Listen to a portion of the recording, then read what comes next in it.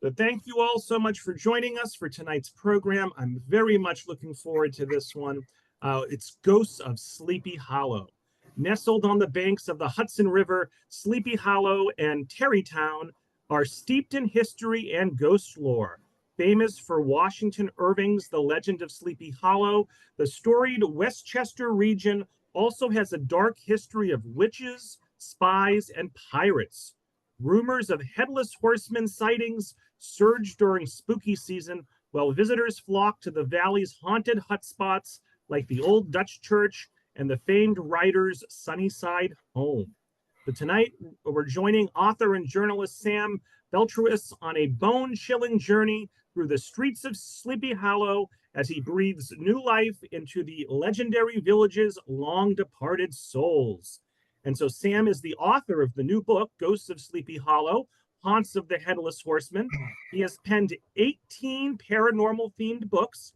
He has been featured on several national TV shows, including the Travel Channel's A Haunting, Most Terrifying Places, Haunted Towns, and Fright Club 1 and 2. Sam has also made a cameo in the documentary The House in Between Two, and on several additional TV programs, including The Unbelievable with Dan Aykroyd, History's Most Haunted, Paranormal Night Shift, and Forbidden History. And folks, that's just scratching the surface there. Folks, let's give a big virtual round of applause to Sam for joining us here tonight.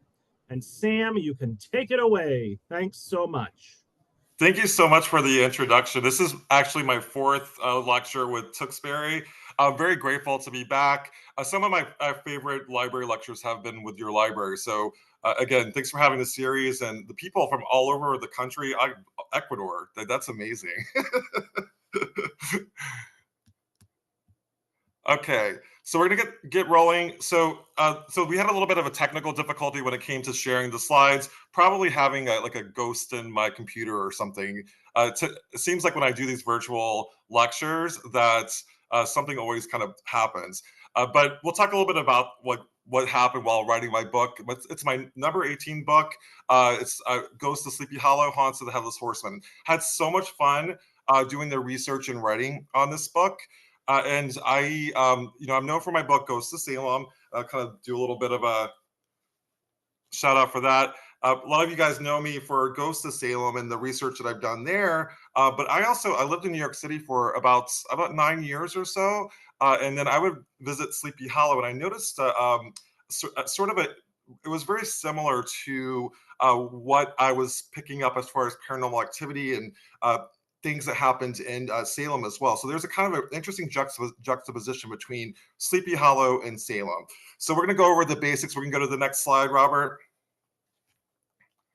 Okay, so I'm going to pull up my screen as well so I can see what I wrote. So for those that don't know, so Washington Irving penned The Legend of Sleepy Hollow in 1820 while living in Birmingham, England.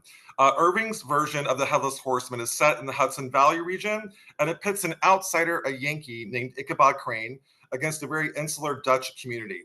Ichabod pursues a local Dutch heiress in an effort to integrate himself into the community and is ultimately run out of the town by the apparition of the Headless Horseman.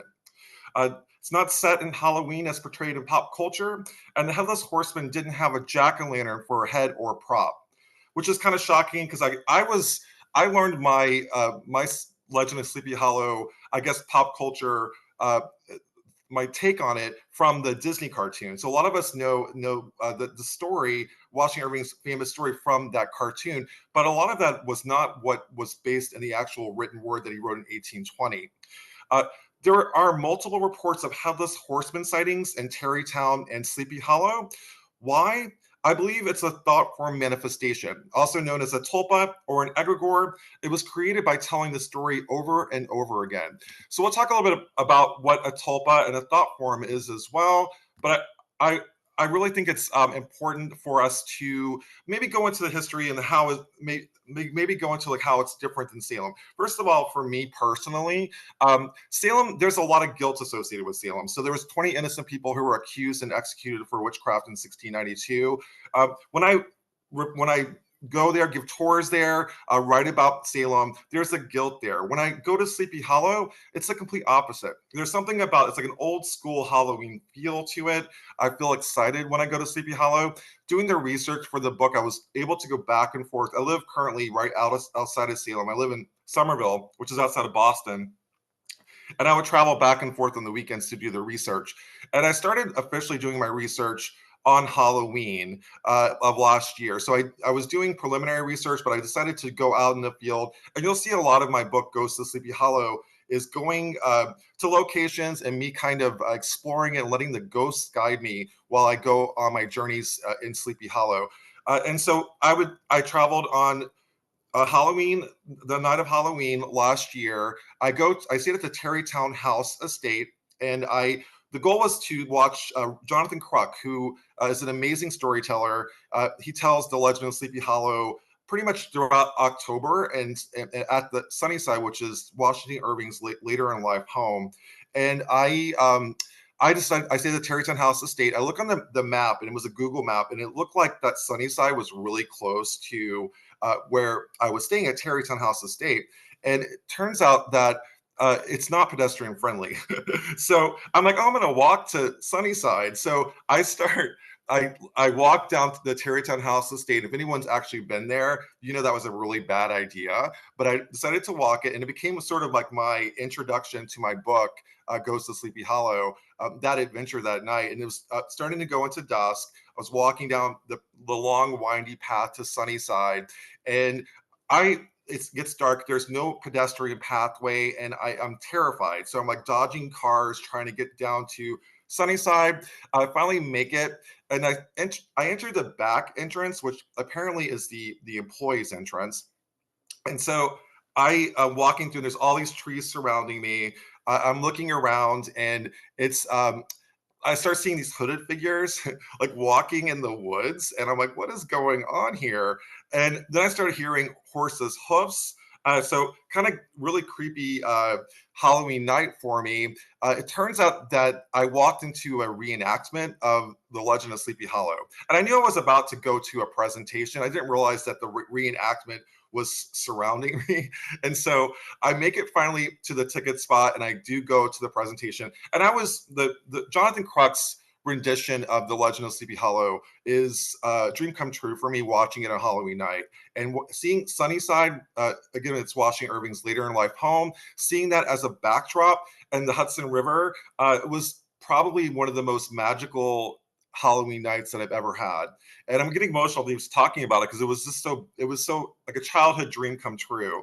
And I was sitting in the back row and a little scared and a little excited, and also just kind of going, what did I just experience? And what the horse's hoofs obviously was, it was a reenactment, but the Headless Horseman does make a cameo at the very end. It's like a surprise, not to give it away if anyone's going to go, but just having that experience and kind of feeling like how Ichabod Crane felt like back, even though Ichabod Crane is actually a fictional character, an amalgam of multiple characters or people, real life people, kind of feeling like I was put into the story. And so the introduction of Ghosts of Sleepy Hollow is that adventure. And I kind of go into the idea of what is haunting Sleepy Hollow. So you can go to the next slide.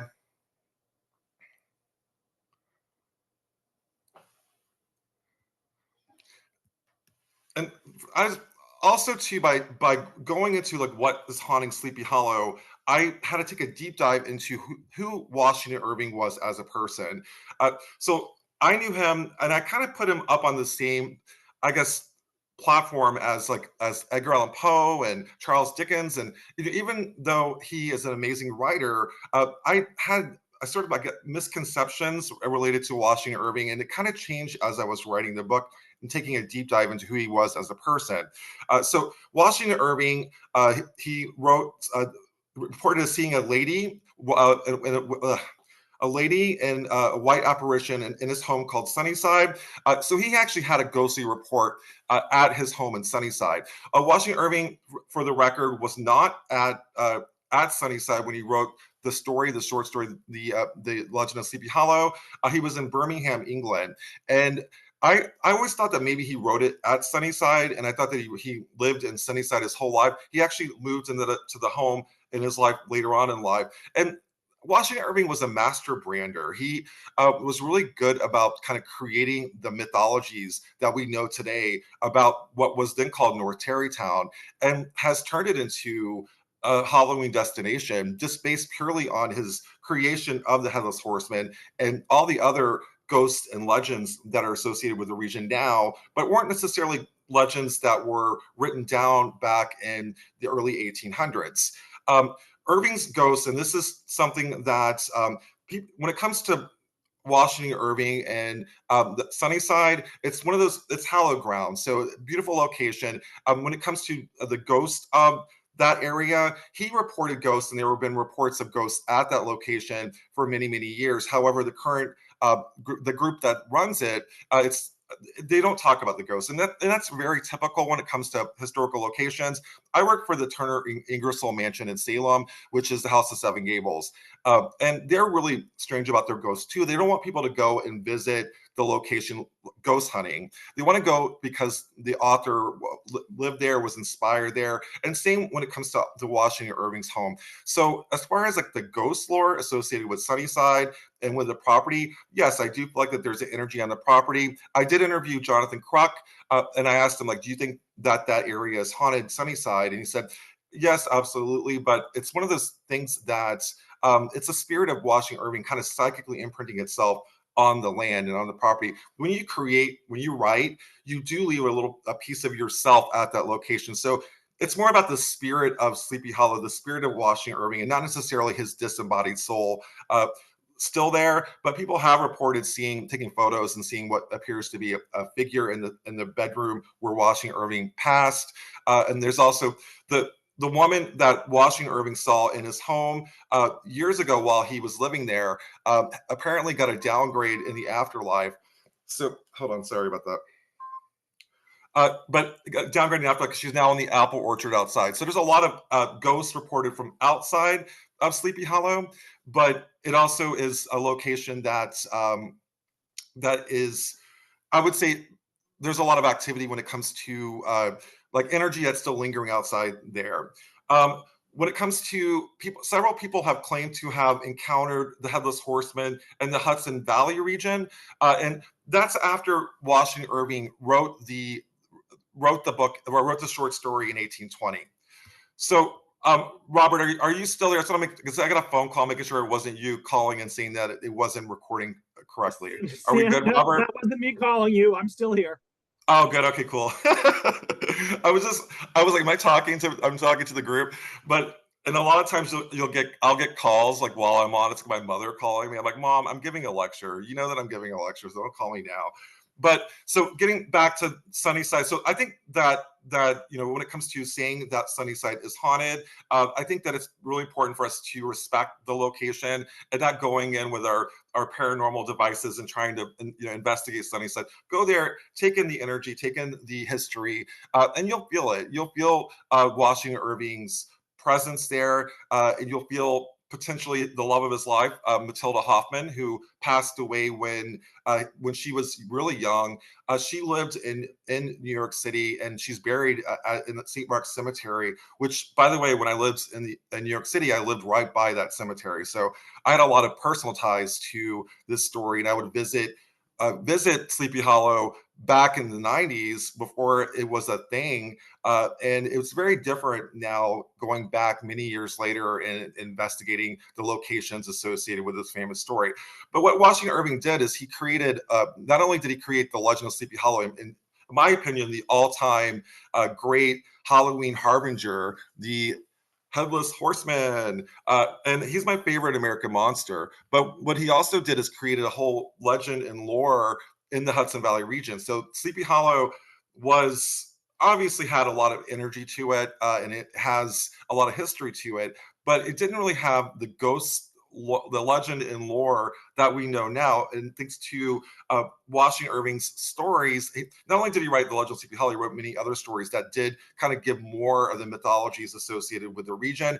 There were characters that were amalgams of multiple people. So these were real people that were kind of smushed together to create characters in the Legend of Sleepy Hollow and other stories that he wrote for his books, many times under a pseudonym. Washington Irving created, in my opinion, created Santa Claus. He wrote a story about Christmas, and other people agree with this as well. It inspired Charles Dickens, who wrote about the Christmas Carol. I'm like, what did he write? And then also, he inspired multiple people and kind of talked about a character that resembled Saint Nick and was a precursor to what we know was as Santa Claus. All right, so we can go to the next slide.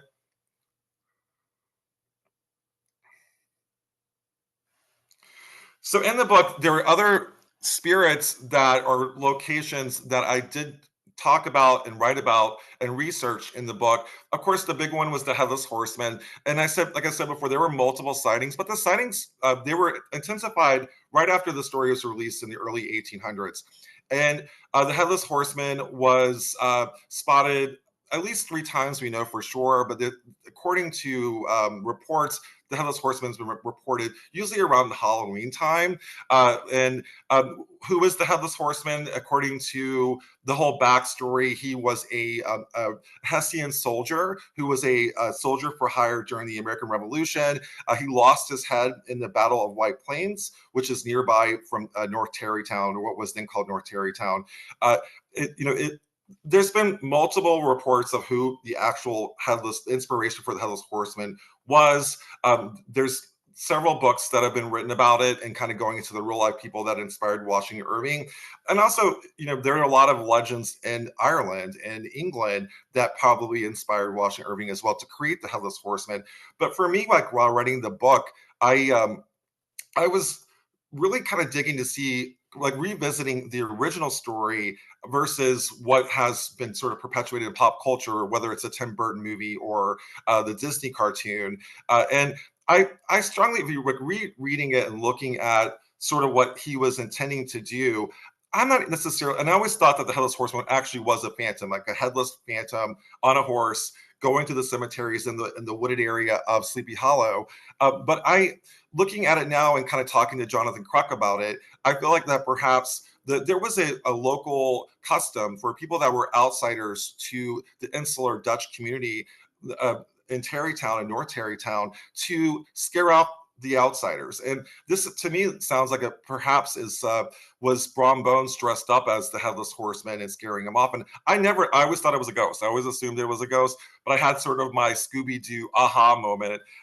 And I kind of like, what, maybe Washington Irving didn't really intend the Headless Horseman to be an actual ghost. But there is a whole backstory to the Headless Horseman, and there have been reports since the writing, and it amplified, I would say about 20, 30 years after he wrote the short story, and they kind of do pop up around Halloween. For those who, the person that has potentially been identified as the Hessian who lost his head in the Battle of White Plains, he actually died on Halloween. So that would explain the correlation with the Headless Horseman and the sightings occurring more frequently around Halloween. And people that write about the paranormal, and myself as an investigator, we find that there's a moment, like they almost like that the ghost has a calendar.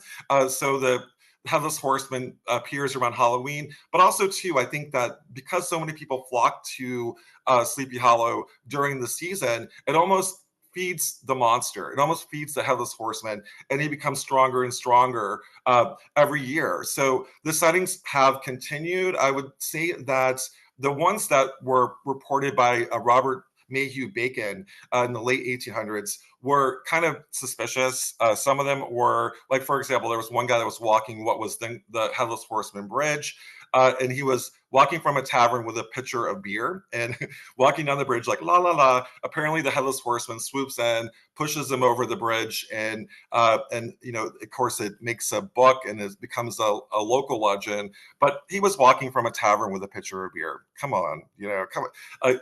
Perhaps he had a little too much of the ale that was in his pitcher. Who knows? But I think that the Headless Horseman and sort of the story behind it and the mystery behind it is similar to the many of the other alleged spirits that haunt Sleepy Hollow. And there's getting back to the idea of what a thought form is or an egregore, I see this a lot in Salem. These are stories that are told over and over again, and somehow they manifest into a ghost. And I think that when you look at the Headless Horseman spirit, I wouldn't necessarily say that this was a disembodied spirit of a Hessian soldier looking for a head. I think that it's possibly a thought form manifestation that's been created by telling his story, the Headless Horseman story, over and over again, and Ichabod Crane's story over and over again.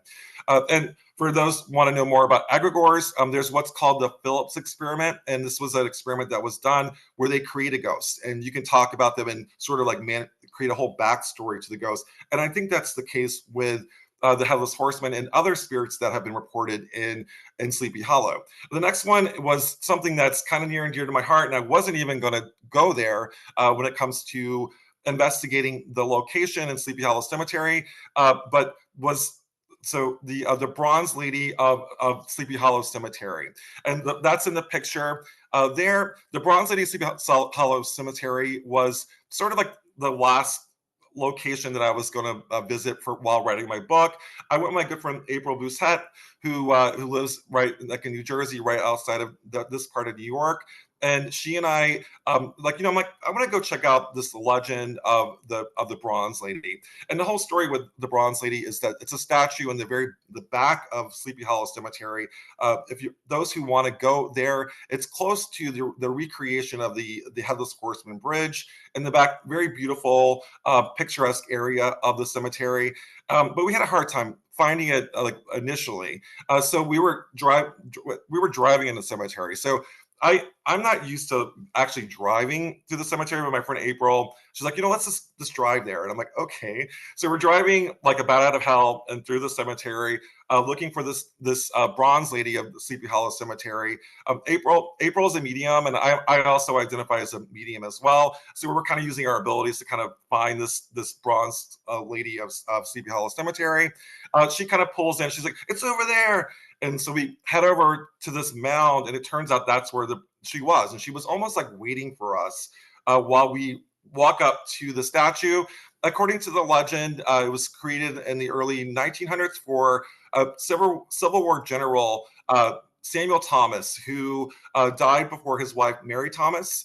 It's Ann Thomas. And Ann Thomas wanted a statue to commemorate her husband, who was buried in the mausoleum right across from that statue you see in the photo.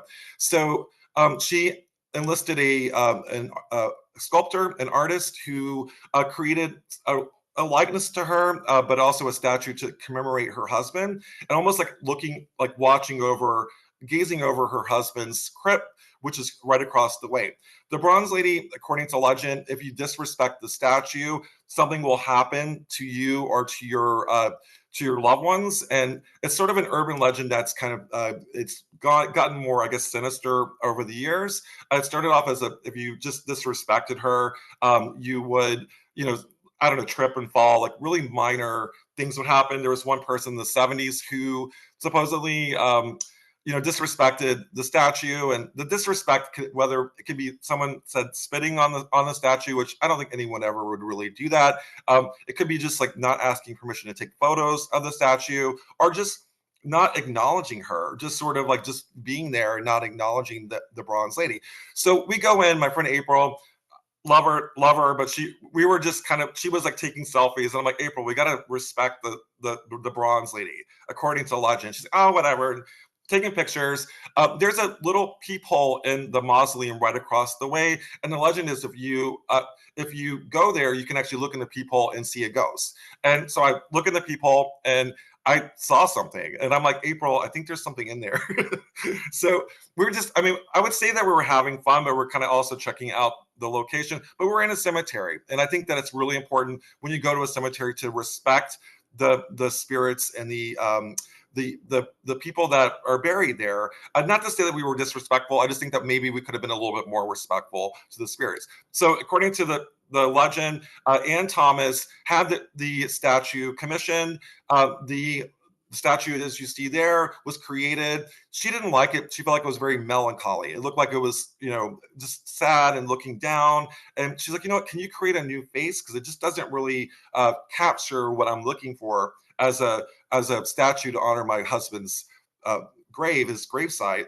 And so the artist reluctantly makes another head for the statue and brings it to Anne Thomas, who says, "Oh, I love this. This is absolutely what I was looking for. Thank you so much." There's a smiley, happy bronze lady. Well, the artist who loved what he created takes the head of the statue and drops it right in front of Anne Thomas, humiliates her, says, "No way, you're going to keep the statue.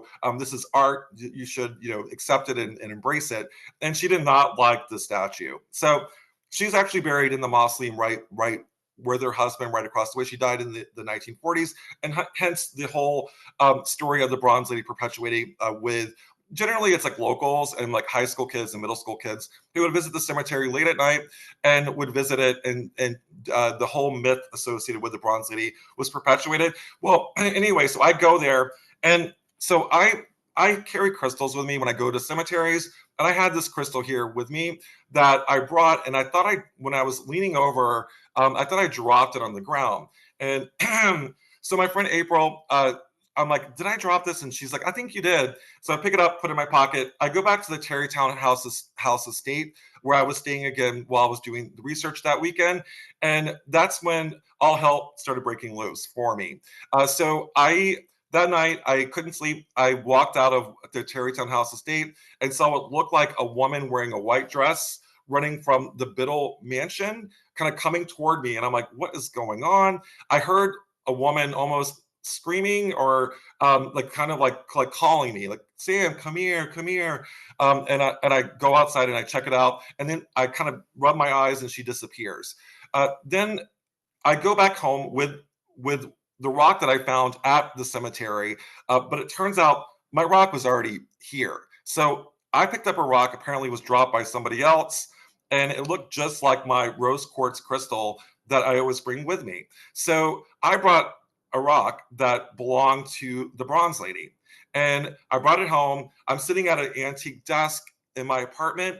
I goes a month. I had, I guess, like really bad luck. After that, it was kind of like one thing after another that at the time I didn't really attribute it to our visit to the bronze lady, but then something happened that kind of rocked my world upside down.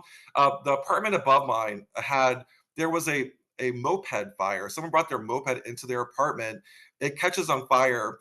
It sets off all the sprinklers in the system, and then all the sprinklers go down and destroy everything in my apartment. So I lost years and years of research, including research on the ghosts of Sleepy Hollow and all my research on Salem and Lizzie Borden and all the things that I've written about for the 18 books previously. And I was displaced for 3 weeks, and my life turned upside down. I go back into my destroyed apartment to retrieve the belongings that I could have. The only thing that was not touched was the rock that I accidentally took from the Sleepy Hollow Cemetery and the desk, the writing desk where I write my books. And my computer was saved, which thank goodness. And some of my research was saved, but for the most part, everything was destroyed. So thinking that perhaps that I somehow upset the bronze lady with my friend April. I'm like, April, we have to go back and we have to make amends to the bronze lady. So April and I, and to add to it, I was writing this section on the bronze lady while the fire took place, which is even more creepy for me. And also my friend April, who lives in New Jersey, didn't have a fire, but she had a storm happen in New Jersey. A tree falls on her roof and pierces her roof. There's a hole that's right above her desk and her like workspace as well. And the water was like kind of going right down to her desk. So we both are convinced that the bronze lady is upset at us and we want to make amends to her. So we go back to, I fly back to New York and then stay at the Tarrytown House Estate again. And then we make an amends to her. I bring back the rock that I accidentally took from the cemetery. And by the way, never take anything, even if on accident, really just don't take anything. Even if you think you dropped something from a cemetery or especially from a cursed part of the area. And looking at like going back and kind of revisiting the cemetery and the lady in the bronze lady, I feel like that we couldn't find her the second time. So we were driving around. The first time she kind of almost guided us there. This time she was evading us, and we kept going in circles around the areas that we went to before, only a month before. And so we were driving around, and then we finally found her after doing like searches and just kind of retracing our steps from the month prior. We go back, I bring back the rock, I do what I call an apology ritual, and looking at the location, it's kind of interesting because there's two pine trees on either side of the bronze lady. You can kind of see that in the photo, and it's almost like it's a portal of some sort. And people reported seeing that the bronze lady, she cries. People reported seeing blood coming from her eyes, all sorts of things. And I'm like, even though I'm not a big believer in, like cemeteries being haunted and also cursed statues in cemeteries.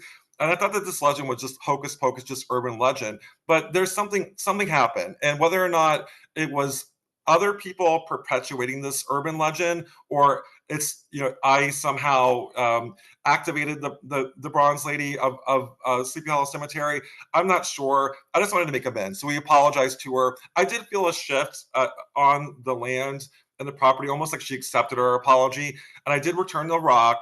And my life went back, and what we got from the whole experience was, even though she kind of turned my life upside down, it was almost a blessing in disguise. So even though I did lose everything, I did get a new apartment pretty quickly. I had a lot of clutter. I had thousands and thousands of books of research and just papers everywhere, and I was able to unfortunately get rid of most of it, but a lot of that was digitized. So I do have a lot of copies and didn't have to really start from scratch. So it was, in a kind of a tumultuous way, it was almost a blessing in disguise. So don't upset the bronze lady. Don't disrespect her. Ask her permission. I have other friends who have gone there since and before, and they've had experiences where they try to take a picture and then the picture starts to distort, or kind of like, there's like a tweaking to the picture, and then they ask for her permission, and then it records perfectly. So there's something there. Whether or not it's actually Ann Thomas's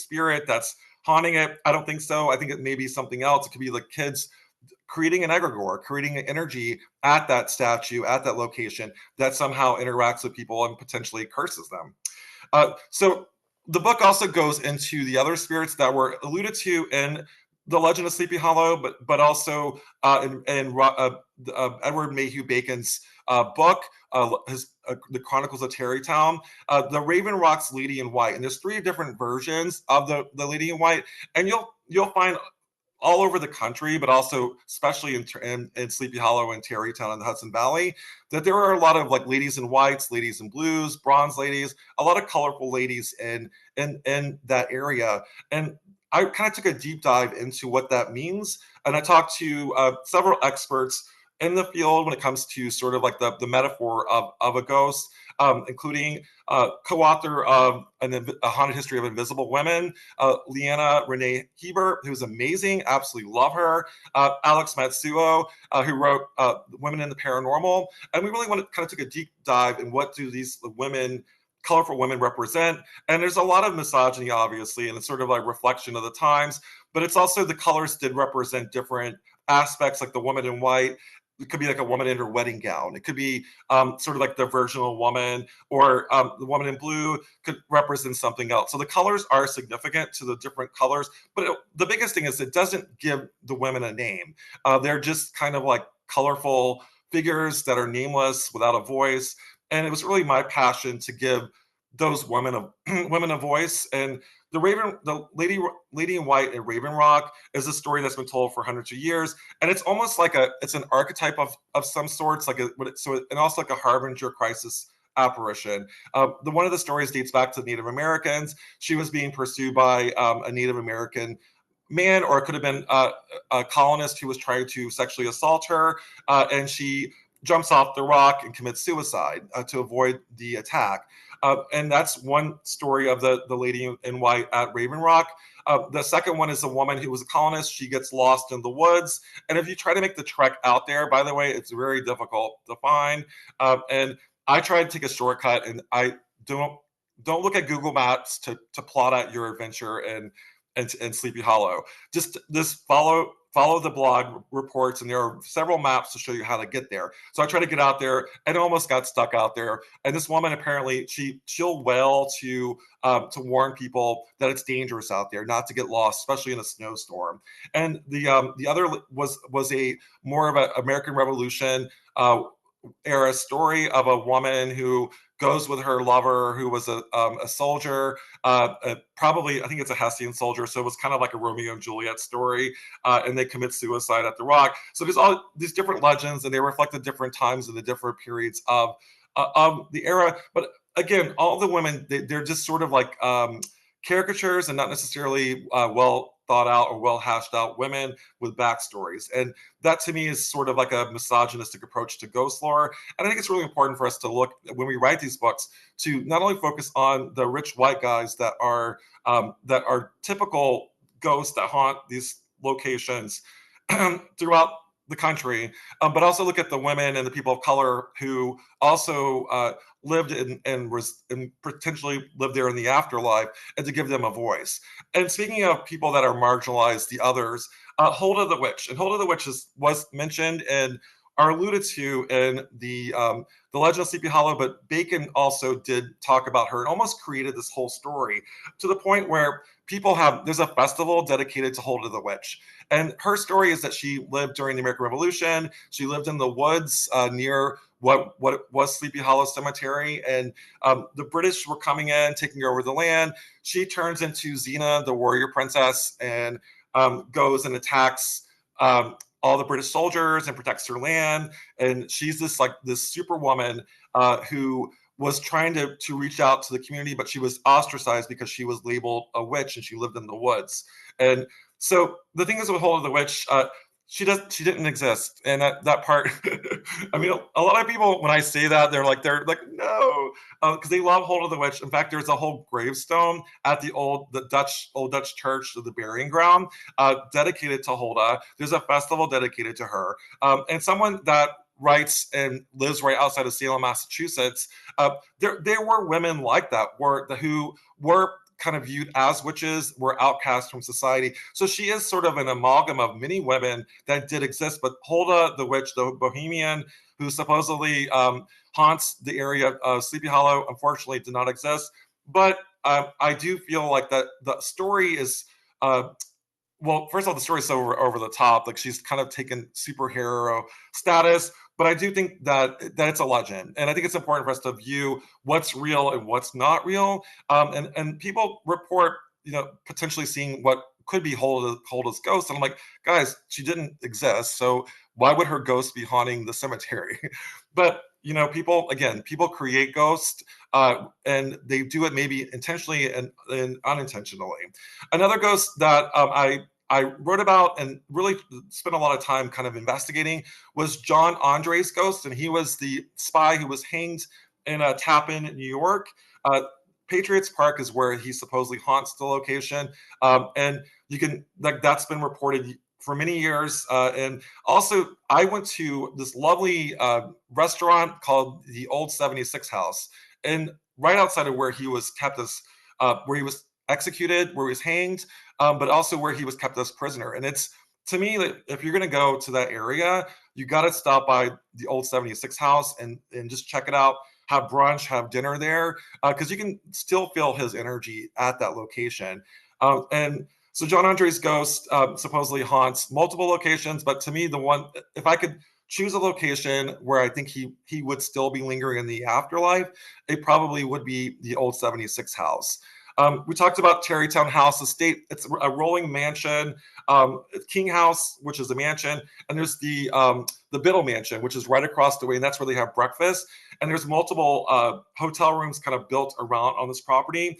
And contrary to what I thought, it's a sprawling property with a lot of land. And you need a car or take an Uber. Don't ever try to walk to head out to other locations nearby. But it is really close to the Lyndhurst Mansion, and it's close to Sunnyside, which is right down the street. But again, don't drive there. Don't walk there.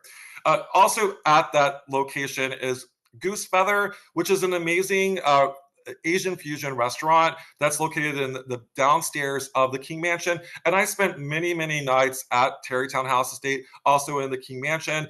So I did see a woman in white when I was staying there. So perhaps it was Sybil, but this woman, I think, had some ties to the Bronze Lady, or maybe she was activated. I'm still not sure what I saw or who it was, but there is a ghost, and she also wears white as well.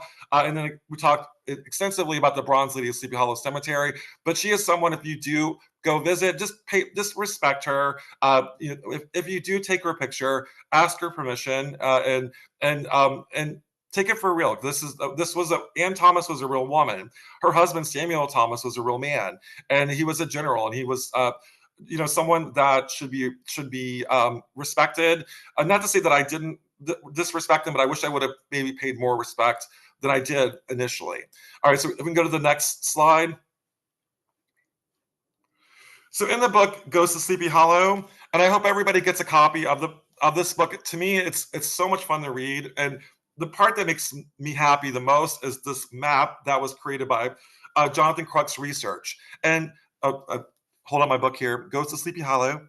But in the book is the map, and this map was a recreation of Jonathan Crooks Research. So it goes into Ichabod Crane's race. And if you follow this map, a lot of the locations featured in my book, Ghosts of Sleepy Hollow, are actually featured in this map, and a lot of the haunts in the Hudson Valley. So I just love the map, and I love the way that it kind of recreates the fictional Ichabod Crane's race, but it also kind of makes it accessible for people and points out the real life locations with ties to Sleepy Hollow. So Robert, if you can go to the next slide. I'm not sure what I have on the next slide. So we're getting close to the tail end of this discussion, but I just want to talk a little bit about the types of hauntings that I encountered, not only in Sleepy Hollow, but throughout the many locations that I've investigated throughout the years. So there are residual hauntings, and I get a lot of residual hauntings in Boston. There's American Revolutionary battles, soldier spirits. They kind of repeat like a videotape replay over and over again, and they don't respond to you. If they do, they would be called intelligent spirits. Then there's poltergeists, which are hyped up intelligent entities, shadow entities, and then also the D word. And Robert, we go to the next one too.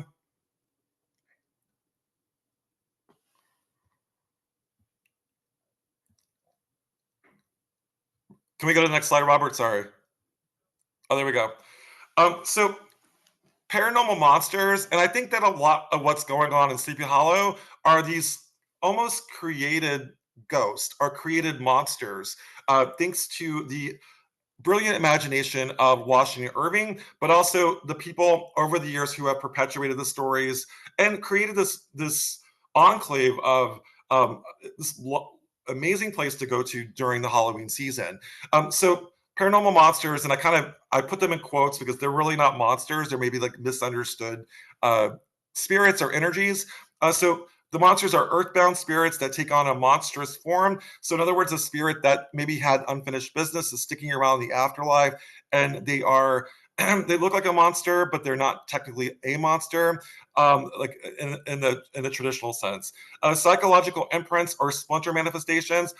So I've done a lot of like Salem, also Lizzie Borden House. A lot of times, like there's like a tragedy like the American Revolution, like a death or like a suicide, it's potentially that's gonna psychically imprint itself on the land.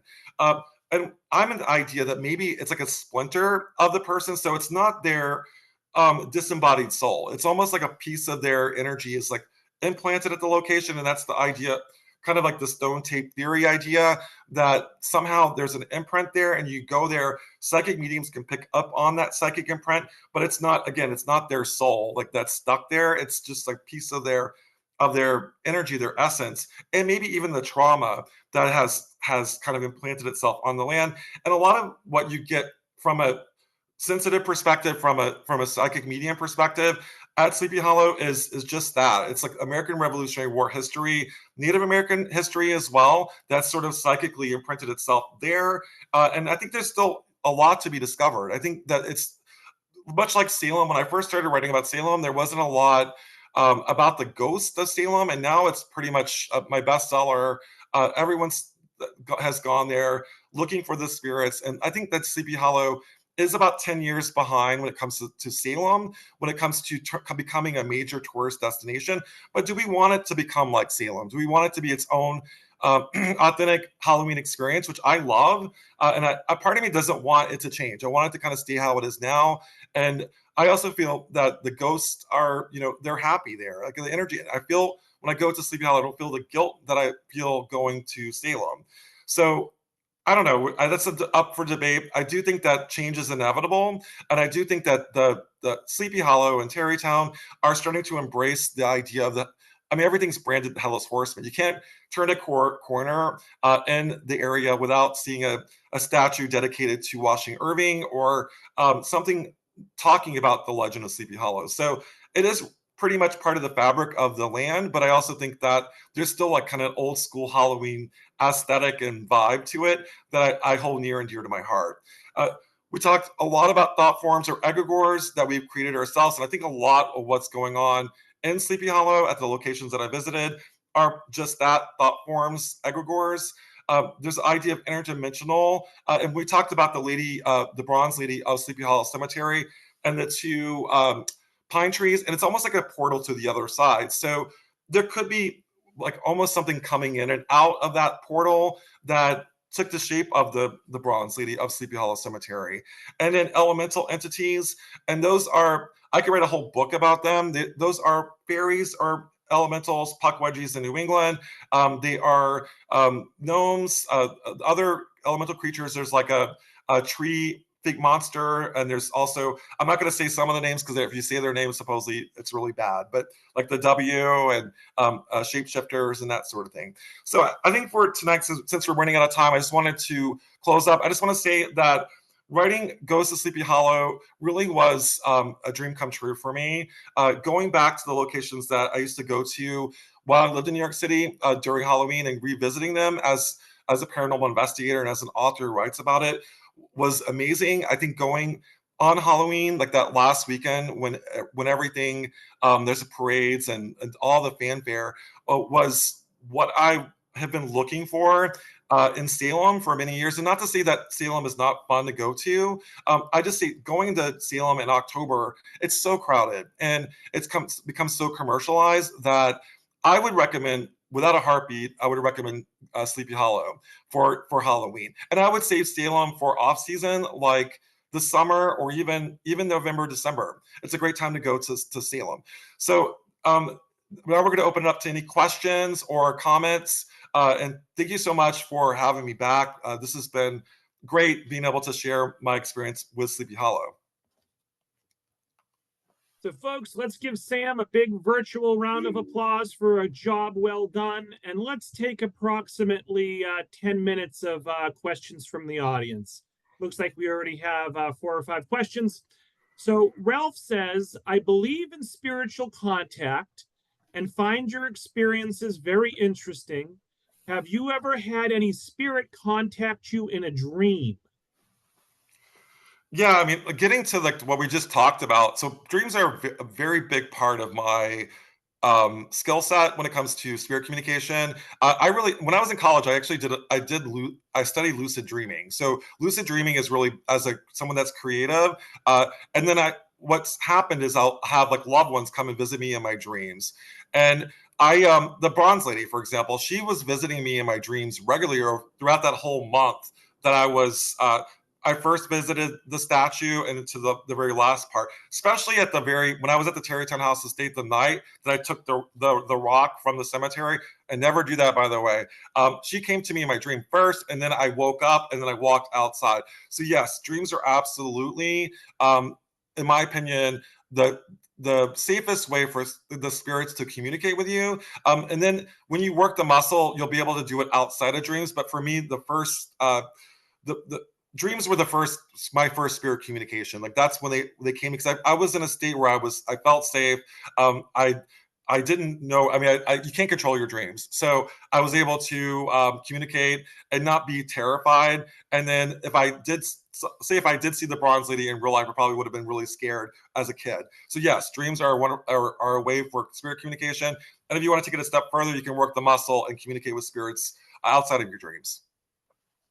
So Paul writes, I've never been to Sleepy Hollow. Is there a good map to follow to visit all the famous locations, or should I just use Google?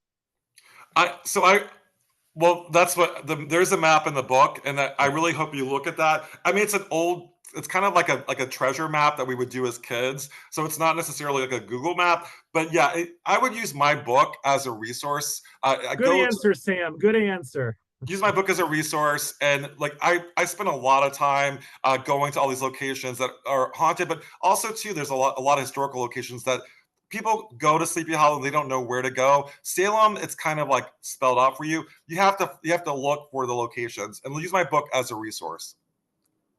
An anonymous attendee says, do you think egregores can originate from modern horror stories as well? For example, from modern urban legends or modern horror films? Absolutely. So, like Slender Man is a perfect example. Creepypasta was all the kids were reading it and almost created a monster, an egregore. Slender Man didn't exist, and then it became very real to many people to the point where it led to multiple sightings and attacks as well. So, Slender Man is a great example. Another example of egregore, the lady in the blue dress in Salem, is something that we tell that story on our ghost tours over and over again. She actually never existed, and so egregores can be. And another thing too, clowns. I'm terrified of clowns, but there's like killer clowns and it and all that. I mean, part of me is like, did we do? There have been like random clown sightings, and people are like, is that a person or is that like an entity taking the shape of a clown? So yeah, I think so. Judy says, this was very interesting. Thank you for your presentation. Thank you. Annie says, hi, Sam, 4 exclamation points. I love seeing you so excited and passionate about your new book. Which was more exciting and enjoyable to write about, Salem or Sleepy Hollow? So Annie's part of my group. I have a group called Spirit Squad, and that's for people that are sensitives that want to hone in on their skills. But I would say so. Salem was a lot of fun. So Salem was a lot of information, and it was a lot of guilt. So Salem to me was important to write. I think that there wasn't really a great ghost book on Salem. I was one of the first ghost books on Salem. So getting the history correct was really important to me. Sleepy Hollow, it was the ghosts were harder to find, and the ghost lore was harder to find, but there was less guilt in Sleepy Hollow. So I would say Sleepy Hollow was more fun to write. The adventures that I had with my friend April and my friend Angela, who took a lot of the photos, that was just so amazing. So I would say that Sleepy Hollow was more fun to write. I think that Salem may be more important from a historical perspective, but Sleepy Hollow is right up there. I would say number 2 as far as books that I find out of all the books that I've written, probably the one that I would recommend for everybody to read. So Sam, we're coming up on 8 o'clock. I guess I'll ask the last question. What project are you working on next? I know Halloween is your busy season, obviously, but do you have any documentaries or TV shows or books in the pipeline? Yeah, so I just got a contract today, and really good question. So getting back to Salem, I've written 2 books on Salem: Ghost of Salem and Wicked Salem. I was on a show called History's Most Haunted, and it aired in Canada. And I had a stalker in Salem, and that's been other presentations that I did for the Tewksbury Library. So I've been afraid to go back to Salem. There was something there that wore a hat that was stalking me. But what they found in the investigation is that the spirits want me to come back. And so I'm going to reinvest myself in Salem in 2025. And I just got a book deal for book number 3 on Salem, but I'm going to focus on Salem Village. So it's going to be not just Salem, Salem that we know, but the Danvers, Topsfield, Peabody, all the areas outside that were considered Salem in 1692. Excellent. And Jay did get a last minute question in. Jay wants to know, can you recommend any specific ghost tours in the Boston area? Well, I gave ghost tours in Boston. I actually have my own company there called Boston Haunts. I started out with a group called Haunted Boston, and they're still going. They're still going on in Boston. I would recommend them. I don't know the tour guides currently, but I do know the tour owner. So I would say Haunted Boston. And with that, Sam, we've reached 8 o'clock. Do you have any last words for the audience before we wrap it up? I will say, by the way, Sam, where can folks find your book? So right now, because it's a new book, it came out in the late of September. It's really difficult to find in bookstores. So I highly recommend getting a copy of Ghost of Sleepy Hollow on Amazon. And for now, and I will tell you, based on the amount of sales that we've had so far, I think that we possibly will sell out. So what you want to do, especially if you want to get a copy before spooky season, to order that copy on Amazon, and then eventually it will be in all the bookstores, especially in the Sleepy Hollow Tarrytown region. Great. So folks, let's give Sam one last big virtual round of applause. Look for an email from me tomorrow with a link to this recording, as well as information about some other upcoming paranormal programs that might be of interest. And remember, for those watching live, when you exit the Zoom in a moment, please take the feedback survey. So thanks, Sam. Great job as always. Your mother would be proud. And I hope everyone enjoys the rest of their night. Thanks again. Bye-bye, Sam. We'll see you next October. All right. See you, Robert. All right. Have a good one. Bye-bye.